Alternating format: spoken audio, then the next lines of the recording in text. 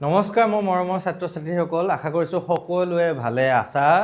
আৰু সকলোৱে বৰ্তমান এতিয়া ক্লাছ 4ৰ বছৰিকা পৰীক্ষা কাবাৰ চলি আছে কাবাৰ হ'ব বা প্ৰস্তুতি কৰি আছে এতিয়া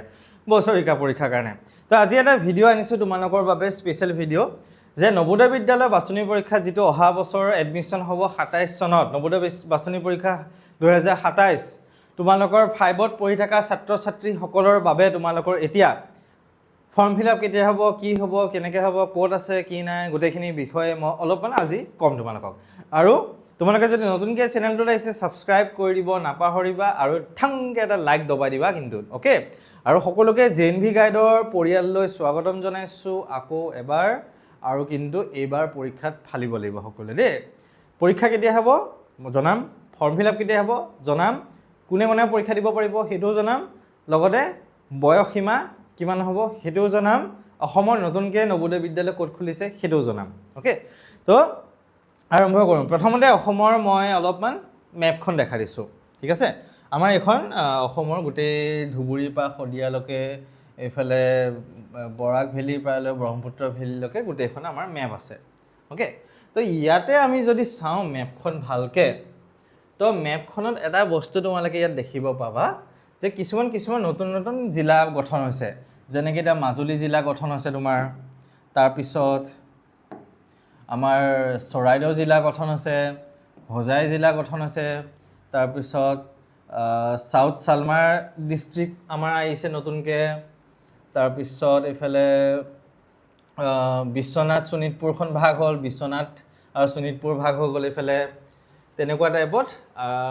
আৰু ক'ৰবাত কিবা আছে নেকি আমি চাম বাৰু তো এনেকুৱা টাইপত কিছুমান ডিষ্ট্ৰিক্ট আমাৰ ভাগ হৈ গৈছেগৈ তো এতিয়া আমি যদি চাওঁ নবোদয় ক'ত ক'ত আছে কোকৰাঝাৰৰ পৰা আমি আহোঁ কোকৰাঝাৰত আছে চিৰাঙত আছে ধুবুৰীত আছে গোৱালপাৰাত আছে বৰপেটাত আছে কামৰূপ গ্ৰাম্যত আছে ঠিক আছে কামৰূপ ৰুৰেল যিটো গ্ৰাম্য ৰুৰেলত আছে নলবাৰীত আছে বাক্সাত আছে ওদালগুৰিত আছে দৰঙত আছে তাৰপিছত কামৰূপ মেট্ৰ' মই এম বুলি দি থৈছোঁ আৰু আৰ বুলি দি থৈছোঁ কামৰূপ ৰুৰেল কামৰূপ মেট্ৰ' ঠিক আছে তাৰপিছত মৰিগাঁৱত আছে নগাঁৱত আছে ৱেষ্ট কাৰ্বি আংলঙত আছে তাৰপিছত ডিমা হাছাওত আছে কাৰ্বি আংলঙত আছে কৰিমগঞ্জত আছে হাইলাকান্দিত আছে চিৰাঙত আছে গোলাঘাটত আছে যোৰহাটত আছে শিৱসাগৰত আছে তাৰপিছত আমাৰ ডিব্ৰুগড়ত আছে তিনিচুকীয়াত আছে ধেমাজিত আছে লখিমপুৰত আছে বিশ্বনাথত আছে তাৰপিছত এইখিনি ডিষ্ট্ৰিক্টত আমাৰ আছে অ'কে এতিয়া তোমাৰ সাউথ সালমাৰ নতুনকৈ JNV খোলা কথা চলি আছে 2027 চনত নহ'লে বা 2026 চনতে আৰম্ভ হ'ব কথা চলি আছে এতিয়ালৈ একো কনফাৰ্ম অহা নাই 2026 চনত এই বছৰৰ পৰা আৰম্ভ হ'ব লাগে প্ৰথম বেচটো হ'ব লাগে এতিয়া কনফাৰ্ম হোৱা নাই এতিয়ালৈ তাৰপিছত হোজাইটো 2026ত এই বছৰৰ পৰা আৰম্ভ হ'ব লাগে হোজাই নবোদয় বিদ্যালয় এখন তাৰপিছত মাজুলীত আৰম্ভ হৈ গ'লগৈ 2025 চনত দেই মাজুলীত আৰম্ভ হৈ গ'লগৈ তাৰপিছত শোণিতপুৰত JNV নাছিলে যিহেতু শোণিতপুৰ বিশ্বনাথ একেখন ডিষ্ট্ৰিক্ট আছিলে সেইকাৰণে শোণিতপুৰ নাছিলে শোণিতপুৰতো 2025 চনত আৰম্ভ হৈ গ'লগৈ নবোদয় বিদ্যালয় তাৰপিছত চৰাইদেউত এতিয়া আৰম্ভ হ'ব 2026 চনৰ পৰা 2026ৰ পৰা চৰাইদেউত নতুনকৈ নবোদয় বিদ্যালয় আৰম্ভ হ'ব আৰু হোজাইটো এতিয়া আৰম্ভ হোৱাৰ কথা আছে হ'ব চাগে আৰু সাউথ সালমাৰা এই বছৰ নহ'লে অহা বছৰ 2 বছৰ ভিতৰতে আৰম্ভ হ'ব নবোদয় বিদ্যালয় নতুনকৈ তো অসমৰ প্ৰায়ভাগ গোটেইকেইখন জিলাতে বঙাইগাঁও ৰৈ গ'লগৈ চৰি দেই বঙাইগাঁওবাসী একদম চৰি বঙাইগাঁও ডিষ্ট্ৰিক্ট ৰৈ গ'লগৈ তো বঙাইগাঁৱতে নবোদয় বিদ্যালয় আছে আগৰ পৰা আছে তো অসমৰ গোটেইকেইখন ডিষ্ট্ৰিক্টতে এতিয়া নবোদয় বিদ্যালয় হ'ব কামৰূপ মেট্ৰ'তো নবোদয় বিদ্যালয় আছে ৰুৰেলতো আছে দেই অ'কে তাৰপিছত বাকী য়েছ গোটেইকেইখন ডিষ্ট্ৰিক্টতে মাজুলীত ধৰি গোটেইকেইখনৰ আৰম্ভ হৈ গৈছে এতিয়া তোমালোকে মাজুলীবাসীয়ে কি হয় যোৰহাটত আহিব লাগে চৰাইদেউবাসী নাজিৰা শিৱসাগৰত আহিব লাগে শোণিতপুৰবাসী আকৌ বিশ্বনাথ চাৰিআলিত আহিব লাগে হোজাইবাসী নগাঁৱত যাব লাগে তেনেকুৱা টাইপত আছিলে তো এতিয়া প্ৰায়ভাগ গোটেইকেইখন ডিষ্ট্ৰিক্টতে নবোদয় বিদ্যালয় হৈ গৈছে তোমালোকৰ এতিয়া ছাৰ কিমানটাকৈ ছিট থাকে নবোদয় বিদ্যালয়ত প্ৰতিখন JNVত 80টা 80কৈ ছিট থাকিব ঠিক আছে 80টাকৈ ছিট থাকিব ছাৰ মই 80টা ছিটত পামনে ছিট য়েছ কিয় নাপাবা কোৱাচোন তোমালোকক 80টা ছিট লাগে নেকি তোমাৰ গোটেই গাঁওখন লৈ যাব তুমি এতিয়া নবোদয় বিদ্যালয় নিনিয়া না তোমাৰ লগৰটোকো নিনিয়া কাকো নিনিয়া তুমি অকল তুমিয়ে যাবা হা অকল তুমিয়ে যাবা তুমি ক্লাছ এতিয়া 4 পৰা 5 পাবা তুমি 5ত ফৰ্ম ফিল আপ কৰি পেলাই অকল তুমিয়ে যাবা ঠিক আছে আৰু ধৰা তুমি এটা সিটে লাগে তোমাক বাকি 79টা সিট এনেই গৈছে বুলি ভাবি লোৱা দেই তোমালোকে ঠিক আছে তাৰ পিছত এতিয়া আমি ডাঙৰ কাহিনী এটাত আহিম তাৰ আগতে মই দুটামান বস্তু জনাই দিছো এতিয়া আমি আহো যে ফৰ্ম ফিল আপটো কেতিয়া হ'ব নবোদয় বিদ্যালয় বাছনি পৰীক্ষাৰ বাবে ফৰ্ম ফিল আপটো কেতিয়া হ'ব নবোদয় বিদ্যালয় বাছনি পৰীক্ষাৰ বাবে ফৰ্ম ফিল আপটো জুন মাহত আহিব ঠিক আছে জুনৰ পৰা লৈ আগষ্ট এফালে জুলাই থাকিলে জুন জুলাই আগষ্ট 3 মাহ মান আমাৰ ফৰ্ম ফিল আপটো দিয়া যাব ঠিক আছে 3 মাহ মান আমাৰ ফৰ্ম ফিল আপটো দিয়া যাব এটা স্যাৰ কোন ক্লাছৰ ল'ৰা ছোৱালীয়ে ফৰ্ম ফিল আপটো কৰিব পাৰিব ক্লাছ 5ত জুনে জুনে পঢ়ি থাকিব সেই ষ্টুডেন্টস সকলেহে পৰীক্ষাৰ ফৰ্ম ফিল আপটো কৰিব পাৰিব এনেকুৱা নহয় যে 6ৰ পৰা বেক কৰি আহি পেলাই ফৰ্ম ফিল আপ কৰিছো নহয় এনেকুৱা নহয় যে 4ৰ পৰা আগবাঢ়ি গৈ পেলাই ফৰ্ম ফিল আপ কৰিছো নহয় যিসকল ছাত্ৰ ছাত্ৰী জুন মাহত ক্লাছ 5ত পঢ়ি থাকিব সেই ষ্টুডেন্টসেহে কি কৰিব পাৰিব জেএনভি নবোদয় বিদ্যালয় বাছনি পৰীক্ষাৰ বাবে ফৰ্ম ফিল আপ কৰিব পাৰিব ঠিক আছে মই আকৌ এবাৰ কৈ দিছো লাগিলে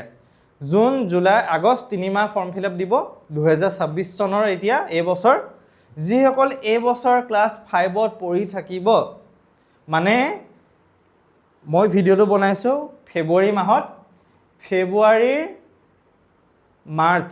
জুনে জুনে 4ত পঢ়ি আছে এপ্ৰিল মাহত 5 জুনে জুনে উঠিব বা মাৰ্চ মাহত জুনে জুনে 5 উঠিব সেই ছাত্ৰ ছাত্ৰী জুন মাহতটো 5 পাবগে সেই ছাত্ৰ ছাত্ৰী সকলেহে পাৰিব স্যাৰ মই 6ত পঢ়ি আছো মই 6ৰ পৰা ফৰ্ম ফিল আপ কৰিব পাৰিম নেকি নোৱাৰা স্যাৰ মই এতিয়া 3 বা 4 পাম 3 বা 4 পাম মই জুন মাহত আৰু জুলাই মাহত আগষ্ট মাহত মই 4ত পঢ়ি থাকিম তুমি নোৱাৰা ফৰ্ম ফিল আপ কৰিব স্যাৰ মই 7ত পঢ়ি আছো মই জুন জুলাই মাহত 7 পামগে মই এতিয়া 6ৰ পৰা 7 পামগে এতিয়া 7ত পঢ়ি থাকোঁতে ফৰ্ম ফিল আপ কৰিব পাৰিম নেকি নোৱাৰা তুমি 6ত নোৱাৰা 4ত নোৱাৰা 7ত নোৱাৰা 3ত নোৱাৰা ক'তো নোৱাৰা তুমি ক্লাছ 5ত পঢ়ি থাকিব লাগিব 2026 চনৰ জুন জুলাই মাহত ওকে ক্লিয়াৰ ডান ওকে আমি নেক্সট বস্তুটোত আহোঁ এতিয়া আমি বয়সৰ সীমাটোত আহোঁ বহুতৰ প্ৰশ্ন মোক একেদিন বহুতে প্ৰশ্ন কৰি আছে যে স্যাৰ মোৰ বয়সটো আমাৰ ল'ৰা বা ছোৱালীজনীৰ বয়সটো এনেকা ঠিক আছে মই এতিয়া ভাঙি পেলাই কৈ দিছোঁ এই নটিছখন 2025 চনত আহিছিলে দেই আকৌ এবাৰ কৈ দিছোঁ সকলোৱে শুনি লওক কথাখিনি যেহেতু আমি ভালকে চাব লাগিব বস্তুখিনি 2025 চনত কি দিছিলে এখন নটিছ আহিছিলে দেই 2025 চনৰ নটিছ আহিছে 2026 চনৰ নটিছ আহা নাই এতিয়ালৈ 2026ৰ বাবে নটিছ আহা নাই দেই এতিয়ালৈ 2026ৰ বাবে নটিছ কেতিয়া আহিব জুন মাহত আহিব ফৰ্ম ফিল আপৰ নটিছ বা আপডেট কেতিয়া আহিব জুন মাহত আহিব 2026 চনৰ বাবে 2025 চনৰ যদি বয়সটো চাওঁ 1 মে 2014ৰ পৰা দিছিলে 31 জুলাই 2016 31 জুলাই 2016 দিছিলে আৰু এফালে কেতিয়া দিছিলে 1 মে 2014ৰ পৰা দিছিলে ঠিক আছে যোৱা বছৰ বয়স সীমাটো এতিয়া এইখন নটিছৰ বা আগৰ কি বছৰ নটিছৰ হিচাপত যদি চাওঁ এই বছৰ কিমান দিব জানানে 1 মে 2015 তাৰ পিছত 2015 পৰা থাকিলে এফালে 31 জুলাই 2017 চোৱা ভালকে যোৱা বছৰ নটিছখনৰ হিচাপত যদি আমি চাওঁ ষ্টুডেণ্টজনৰ বয়স কিমানৰ ভিতৰত কিমান আছিলে 1 মে 2014ৰ পৰা 31 জুলাই 2016 লৈকে আছিলে এইবাৰ যদি যোৱাবাৰৰ নটিছখনৰ হিচাপত আমি বস্তুখিনি চাওঁ তেতিয়াহ'লে এইবাৰ আমাৰ কিমান দিব 1 মে 2015ৰ পৰা 31 জুলাই 2017 খালি 100% কে ময়ো ক'ব নোৱাৰিম কাৰণ 2026 বৰ্ষৰ কাৰণে নটিছ অহা নাই 2026ৰ কাৰণে একো আপডেট অহা নাই আপডেটটো যেতিয়া আহিব জুন মাহত আহিব মই লগালগ আপোনালোকক জনাই দিম খালি এইবাৰ যোৱা মই 3-4 বছৰ হিচাপত যদি চাওঁ এক বছৰ পিছুৱাই দিয়ে যোৱা বছৰ আছিলে 2014 ইয়াত 2014 আছিলে আৰু ইয়াত 2016 আছিলে মই সেইকাৰণে ইয়াত 15 হ'ব আৰু এইফালে 2017 হ'ব ঠিক আছে তো এই বয়স সীমাৰ ভিতৰত যাৰ যাৰ হ'ব সেইকেইজনে ফৰ্ম ফিল আপ কৰিব ধুনীয়াকৈ আৰামছে পাৰিব কোনো ভেজাল নাই এতিয়া বহুতৰ মনত আহিব ছাৰ মোৰ ল'ৰাজন 30 এপ্ৰিল বা মোৰ ছোৱালীজনী 30 এপ্ৰিল 2015 মই ফৰ্ম ফিল আপ কৰিব পাৰিমনে আপুনি নোৱাৰে কিন্তু ফৰ্ম ফিল আপ কৰিব আপুনি ফৰ্ম ফিল আপ কৰিব নোৱাৰে কি হ'ল একদিন বাঢ়ি আছে 1 মে 2015তকৈ একদিন বাঢ়ি আছে আপোনাৰ ইয়াত আৰু এইফালে যদি আমি চাওঁ কাবাৰ মনত এটাও প্ৰশ্ন আহিব মোৰ ল'ৰা বা ছোৱালীজনী 1 আগষ্ট 2017 চন ফৰ্ম ফিল আপ কৰিব পাৰিবনে নোৱাৰে কাৰণ এফালে একদিন দেখিছেনে একদিন কমি আছে এফালে একদিন কমি আছে 31 জুলাই 2017 এফালে 1 আগষ্ট 2017 নহ'ব এই একদিনো যদি বাঢ়ি কমি থাকে তাতো কিন্তু আপোনালোকে ফৰ্ম ফিল আপ কৰিব নোৱাৰিব বুজিলে তো সেইকাৰণে এই 1 মে 2015 পৰা 31 জুলাই 2017 ভিতৰত হ'ব লাগিব এখন মই যোৱা বছৰ যিটো নটিচ আহিছিলে যোৱা বছৰ যিটো খবৰ আহিছিলে তাৰ হিচাপত মই কৈ আছোঁ এই বছৰ সলনি কৰিবও পাৰে কোনো ডাঙৰ কথা নহয় যদি সলনি হয় এইটো অলপ বঢ়াই দিব এইফালে অলপ বঢ়াই দিব এইটো 18 কৰি দিবও পাৰে এইটো 14 কৰি দিব পাৰে খালি প্ৰায় 99% ইমান এইটোৱে থাকিব 99% এইটোৱে থাকিব আৰু যোৱা 2021 চনৰ পৰা এনেকুৱা টাইপতে দিয়া গৈছে 2021 চনৰ পৰা এই 2 বছৰ গেপ দি দিয়া গৈছে মাজত 2021 22 23 24 25 26 এতিয়া এবাৰ 26 হ'ব 2026 তো ইয়াতো এনেকুৱাই থাকিব তোমাৰ আপোনালোকৰ ঠিক আছে তো অহা বছৰ তেনেকুৱা টাইপত আকৌ বেলেগ হৈ যাব তেনেকুৱা টাইপত সেইখিনি আপোনালোকে ভালকৈ চাই লওক বহুতৰ কনফিউজন হৈ থাকে এতিয়া ইয়াৰ ভিতৰত আপোনালোকৰ ল'ৰা বা ছোৱালীজনী ডেট অফ বাৰ্থটো জন্ম তাৰিখটো পৰিছে নাই পৰা সেইটো চাওক এতিয়া বহুতৰ এনেকুৱা মনৰ প্ৰশ্ন আহে ছাৰ মোৰ ল'ৰা বা ছোৱালীজনী 2015 চনৰ জানুৱাৰী মাহত হয় কি কৰিম তাত আমি একো কৰিব নোৱাৰিম সেইটো আপোনালোকে নিজে চাব কি কৰে কি নকৰে কেনেকৈ কৰে আমি নিয়মটো আপোনালোকক জনাই দিছোঁ আৰু ইয়াত আৰু এটা বস্তু মই কৈ দিছোঁ বহুত অভিভাৱকসকলে মানে আমাক সুধি থাকে যে ছাৰ এইটো কৰিম সেইটো কৰিম সেইটো কৰিম চাওক এতিয়া বহুতে ক্লাছ 6ৰ পৰা নমাই মেলি কিবা কিবি কৰি মেলি আহিম বুলি ভাবে কোনোবাই আকৌ বহাই মেলি কিবা কিবি কৰিম বুলি আহে চাওক আমি আপোনালোকক নিয়ম কোৱা মানুহ আমি নিয়মটোহে ক'ব পাৰিম যে কি কৰিব কি নকৰিব এইখিনি আপোনালোকে নিজে চাব আমি নিয়মটো কোৱা মানুহ আমি নিয়মটো ক'ম তাৰ লগত সবতছে ডাঙৰ কাম আমি এটা কৰিম কি কাম কৰিম আপোনালোকৰ ল'ৰা বা ছোৱালীজনীক পঢ়াম নবোদয় চিটটো দিয়াত 99.99% আমি সহায় কৰিম 0.1% কি হ'ল আপোনালোকৰ ল'ৰা ছোৱালী যদি নিজে নপঢ়ে চিট নাপাব একদম চিধা কথা আৰু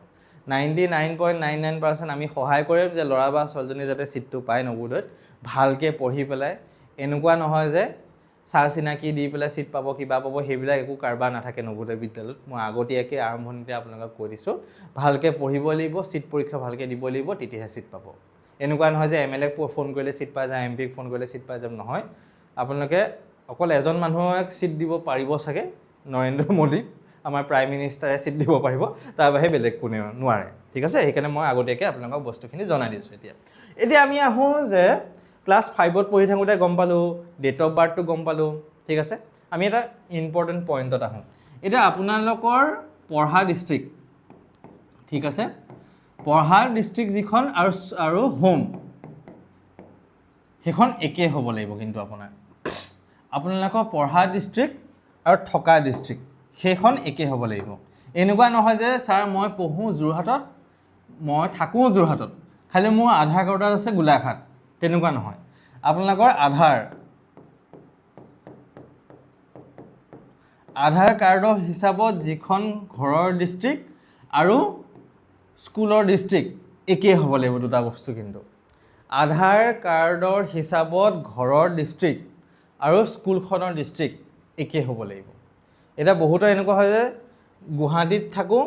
গুৱাহাটীত পঢ়োঁ খালি আধাৰ কাৰ্ডত আছে নলবাৰী আধাৰ কাৰ্ডত আছে বঙাইগাঁও নহ'ব কিন্তু তেনেকুৱা টাইপত আধাৰ কাৰ্ডো হ'ব লাগিব গুৱাহাটীত পঢ়েও যদি গুৱাহাটীত আধাৰ কাৰ্ডো হ'ব লাগিব গুৱাহাটীত সেইটো বস্তু মনত ৰাখিব আপোনালোকে দেই নহ'লে সকলোৰে পিছলৈ খেলি মেলি হয় নিয়মটো এনেকুৱা ধৰণত হয় যে পঢ়া ডিষ্ট্ৰিক্ট আৰু আধাৰ কাৰ্ডৰ হিচাপত থকা ডিষ্ট্ৰিক্ট একে হ'ব লাগিব পঢ়া ডিষ্ট্ৰিক্ট আধাৰ কাৰ্ডৰ হিচাপত থকা ডিষ্ট্ৰিক্ট একে হ'ব লাগিব ঠিক আছে সিম্পল কৈ দিছোঁ মই তাৰপিছত আহে যে ছাৰ ষ্টুডেণ্ট বা মাক দেউতাকৰ চাকৰি বা ইনকামৰ কিবা আছে নেকি হিচাপ নিকাচ নাই ইয়াত একো ইনকাম চিনকাম চাকৰি তাকৰি হিচাপ নিকাচ নাই যিকোনো মানুহে ব্যক্তিয়ে দিব পাৰিব আৰামছে কোনো লেঠা নাই ইয়াত আৰু আপোনাৰ ঠিক আছে তাৰপিছত বহুতৰ আৰু এটা প্ৰশ্ন আহে যে প্ৰাইভেট স্কুল আৰু চৰকাৰী স্কুল প্ৰাইভেট স্কুলৰ ষ্টুডেণ্টে দিব পাৰিব কোনো কথা নাই যদি আপোনালোকৰ লগত দুটা বস্তু আছে ষ্টুডেণ্টজনৰ PEN পাৰ্মানেণ্ট এডুকেশ্যন নাম্বাৰ এই বস্তুটো যদি আপোনাৰ ল'ৰা বা ছোৱালীজনী নামত আছে পাৰ্মানেণ্ট এডুকেশ্যন নাম্বাৰ যদি আছে আপোনাৰ ল'ৰা বা ছোৱালীজনী আৰু স্কুলখনৰ ইউডাইচ স্কুলখনৰ ইউডাইচ নাম্বাৰ এনেকুৱা কিবা এটা থাকে এই দুটা বস্তু যদি আপোনালোকৰ স্কুলৰ ঠিকেই আছে তেতিয়াহ'লে সমস্যা নাই এই পাৰ্মানেণ্ট এডুকেশ্যন নাম্বাৰটো যে দেখিলে এইটো আপোনালোকে ফৰ্ম ফিল আপ কৰা সময়ত ফৰ্মত জমা দিব লাগিব কিন্তু পাৰ্মানেণ্ট এডুকেশ্যন নাম্বাৰটো ফৰ্ম ফিল আপ কৰা সময়ত ফৰ্মত জমা দিব লাগিব আপোনালোকে আৰু ইউডাইচ কোডটো এডমিশ্যনৰ সময়ত দৰকাৰ হৈ যায় সাধাৰণতে অ'কে পাৰ্মানেণ্ট এডুকেশ্যন নাম্বাৰটো কি হয় এতিয়া বহুতৰ মানে সেইটোৰ প্ৰশ্ন আহিব আধাৰ কাৰ্ড যেনেকৈ আমাৰ এটা আধাৰ কাৰ্ডত নম্বৰ এটা থাকে যে আমি অমুক কিবা কিবি থাকে এড্ৰেছ আৰু নম্বৰতে নম্বৰ এটা থাকে তেনেকৈ পাৰ্মানেণ্ট এডুকেশ্যন নাম্বাৰৰ এটা নম্বৰ হয় ষ্টুডেণ্টজন ক'ত পঢ়ি আছে কি ক্লাছত পঢ়িছে কি পঢ়া নাই আধাৰ কাৰ্ডৰ নিচিনাকৈ পঢ়া ক্ষেত্ৰত এটা নাম্বাৰ হয় পঢ়া স্কুলৰ পঢ়াৰ লগত জড়িত এইটো নাম্বাৰ মানে ক'ব গ'লে আধাৰ কাৰ্ডৰ নিচিনাই আৰু খালি সেইটো ষ্টুডেণ্টৰ কাৰণে ল'ৰা ছোৱালী স্কুলত কলেজত পঢ়ি থকা ল'ৰা ছোৱালীৰ কাৰণে আৰু ইউডাইচটো এইটো স্কুলৰ এটা নাম্বাৰ যেনেকৈ আমাৰ ঘৰৰ নাম্বাৰ থাকে বা কিবা কিবি থাকে তেনেকুৱা টাইপত ঘৰৰ ডকুমেণ্টছ তেনেকৈ স্কুলৰ ডকুমেণ্টছৰ নাম্বাৰ এটা থাকে আৰু এইটো এডমিশ্যনৰ সময়ত সাধাৰণতে দৰকাৰ হয় আৰু এই পাৰ্মানেণ্ট এডুকেশ্যনটো নাম্বাৰটো ফৰ্ম ফিল আপ কৰোঁতেও লাগিব এডমিশ্যনটো লাগিব সেইখিনি আমি জনালোঁ ঠিক আছে আৰু এতিয়া বিশেষ ক'বলৈ গ'লে আমি JNV গাইডৰ ফালৰ পৰা অহা মাৰ্চ মাহৰ 15 তাৰিখৰ পৰা মাৰ্চৰ 19 তাৰিখলৈকে বিনামূলীয়া 5 দিনৰ এটা ক্লাছ দি আছোঁ যিসকল ষ্টুডেণ্টে এতিয়া 4ৰ পৰা 5 পাব অহা বছৰ মানে এই বছৰ 4ৰ পৰা 5 পাব আৰু নৱোদয় বিদ্যালয়ত ফৰ্ম ফিল আপ কৰিব পৰীক্ষা দিব আৰু অহা বছৰ 2027 চনৰ নৱোদয় বিদ্যালয়ত এডমিশ্যন যিসকলে ল'ব সেইসকলৰ ছাত্ৰ ছাত্ৰীৰ বাবে আৰু এনেকুৱা নহয় যে এনেই আৰু ফ্ৰী ক্লাছটো কৰিলোঁ আৰু কিনো হৈছে কিনো নাই হয় এনেই চাওঁ আৰু এনেকুৱা নহয় যিসকলে ছিটটো ল'ম বুলি ভাবে নৱোদয় যাম বুলি ভাবে তেনেকুৱা ল'ৰা ছোৱালী আমি বিচাৰিছোঁ ক'ব গ'লে যিসকলে ছিটটো ল'ম দিনটো 5 ঘণ্টা 4 ঘণ্টা 3 ঘণ্টা পঢ়ি নেৰাই নেপেৰা কষ্ট কৰি ছিটটো ল'ম JNVত যাম 7 বছৰ JNVত ভালকৈ পঢ়ি আহিম আৰু এজন ভাল ষ্টুডেণ্ট হওক আগন্তুক দিনসমূহত সেই ষ্টুডেণ্টসকলক আমি বিচাৰিছোঁ তোমালোকে আহা আমাৰ লগত ফ্ৰী ক্লাছ কৰা কষ্ট কৰা তুমি লাগিলে একোৱে নাজানা তুমি লাগিলে প্লাছ মাইনাছ যোগ বিয়োগ হৰণ পূৰণে নাজানা মেইন বস্তুটো হ'ল তোমালোকে কিন্তু উৎসুক হ'ব লাগিব শিকিব উৎসুক হ'ব লাগিব কষ্ট কৰিব পাৰিব লাগিব এনেকুৱা নহয় যে তুমি স্কুলত টপাৰ হ'লেহে তুমি JNV পৰীক্ষাটো দিছা তুমি লাগিলে একোৱে নাজানা তুমি লাগিলে ফেইল মাৰা পৰীক্ষাত তুমি লাগিলে 0 পোৱা কোনো ডাঙৰ কথা নহয় তুমি কষ্ট কৰিব পাৰিব লাগিব প্ৰথম বস্তু দ্বিতীয় বস্তুটো হ'ল তোমাৰ ধৈৰ্য লাগিব 3 নম্বৰ বস্তুটো হ'ল তুমি উৎসুক হ'ব লাগিব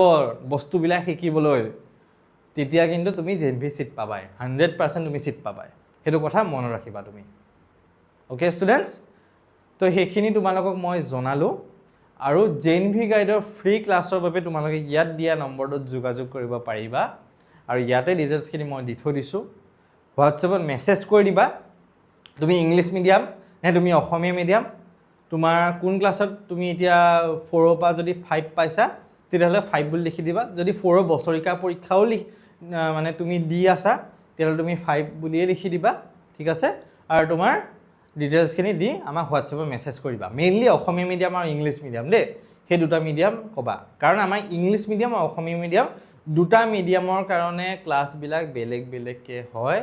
বেলেগ বেলেগকৈ ক্লাছ কৰা যায়। কাৰণ অসমীয়া মিডিয়াম ইংলিছ মিডিয়াম দুটা একেলগে ভৰাই দিলে চব আৰু ছাৰ কি বস্তু ধৰিব পৰা নাই আৰু আমাৰ পঢ়াবলৈও দিগদাৰ হয়। তো সেইকাৰণে দুটা মিডিয়ামৰ আমি বেলেগ বেলেগকৈ ৰাখোঁ আৰু এনেকুৱা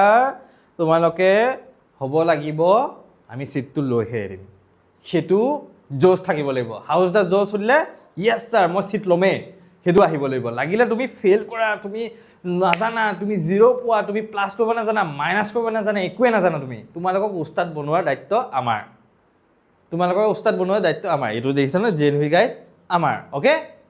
কি আকৌ এবাৰ মই কৈছোঁ, তোমালোকক উস্তাদ এক্সপাৰ্ট বনোৱাৰ দায়িত্ব কাৰ? আমাৰ। খালি তোমালোকৰ আমি এটা দায়িত্ব দিছোঁ, ভালকৈ পঢ়িব লাগিব, ধৈৰ্য ধৰিব লাগিব আৰু নেৰানেপেৰা কষ্ট কৰিব লাগিব। 3টা কাম যদি তোমালোকে কৰিছা JNVত ছিটটো লৈ আহিবা তোমালোকে, অ'কে? Thank U students.